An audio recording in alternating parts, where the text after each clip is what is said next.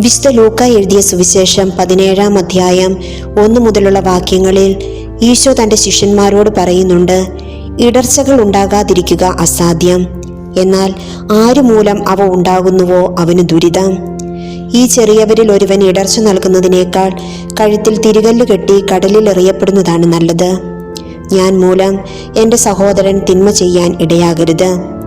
എൻ്റെ സംസാരം, പ്രവൃത്തി ഇവ എൻ്റെ സഹോദരൻ പാപത്തിൽ വീഴുന്നതിന് കാരണമാകാതിരിക്കട്ടെ.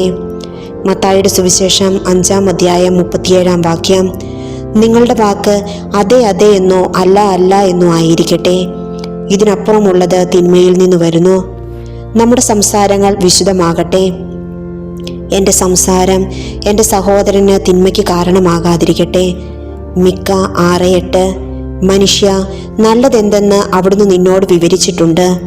ന്യായം പ്രവർത്തിക്കുക, കരുണയെ സ്നേഹിക്കുക, നിന്റെ ദൈവത്തോടൊപ്പം വിനീതനായി ചരിക്കുക എന്നിവയല്ലാതെ എന്താണ് കർത്താവ് നിന്നിൽ നിന്നും തേടുന്നത്?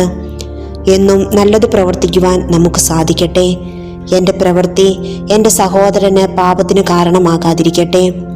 വിശുദ്ധ പൗലോസ്ലീഹായുടെ വാക്കുകൾ നമുക്ക് മറക്കാതിരിക്കാം. 1 കൊറിന്തോസ് 8:12 ഇപ്രകാരം പറയുന്നു, നിന്റെ സഹോദരർക്കെതിരായി പാപം ചെയ്യുകയും അവരുടെ ബലഹീനതയെ, മനസാക്ഷിയെ വ്രണപ്പെടുത്തുകയും ചെയ്യുമ്പോൾ നീ ക്രിസ്തുവിനെതിരെ പാപം ചെയ്യുന്നു. ഈശോ നമ്മെ അനുഗ്രഹിക്കട്ടെ. ആമേൻ.